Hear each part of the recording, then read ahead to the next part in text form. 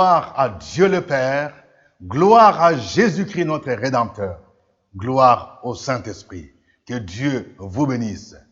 Vous avez bien choisi en écoutant Parole du jour.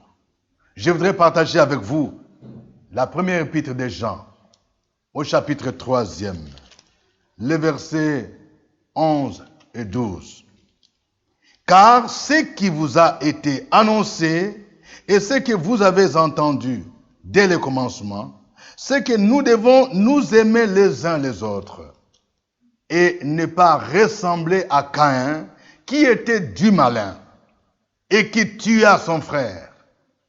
Et pourquoi le tua-t-il? Parce que ses œuvres étaient mauvaises et que celles de son frère étaient justes. Amen.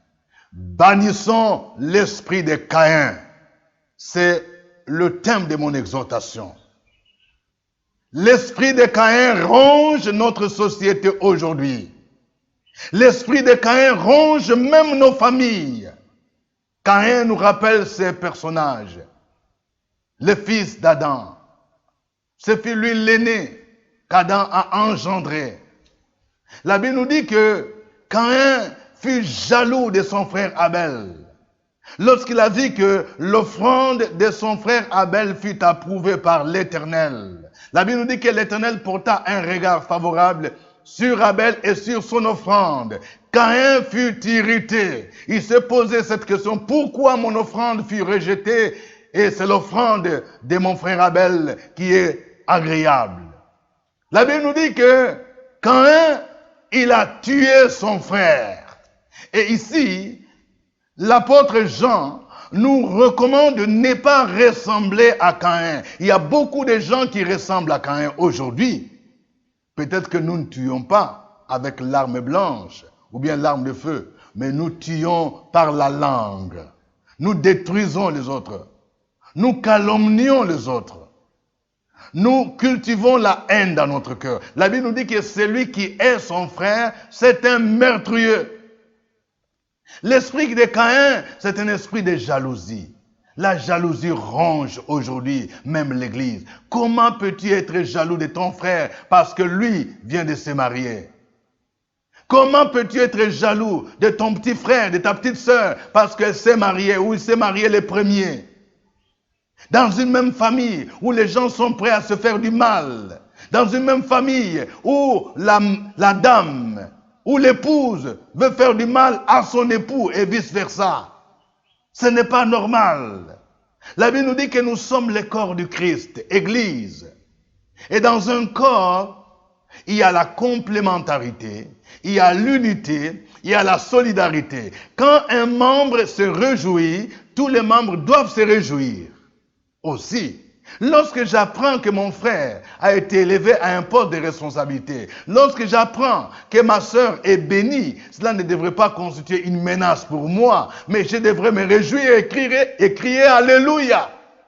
Mais au contraire, il y a ceux qui choisissent de détruire. Ça, c'est l'esprit de Caïn.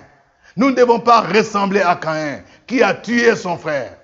La Bible nous dit que les bontés de l'Éternel ne sont pas épuisées. Ses compassions ne sont pas à leur terme. Elles se renouvellent chaque matin. Si mon frère a acheté une voiture, je ne dois pas dire la voiture qu'il vient d'acheter, c'est la voiture que Dieu devrait me donner. Non!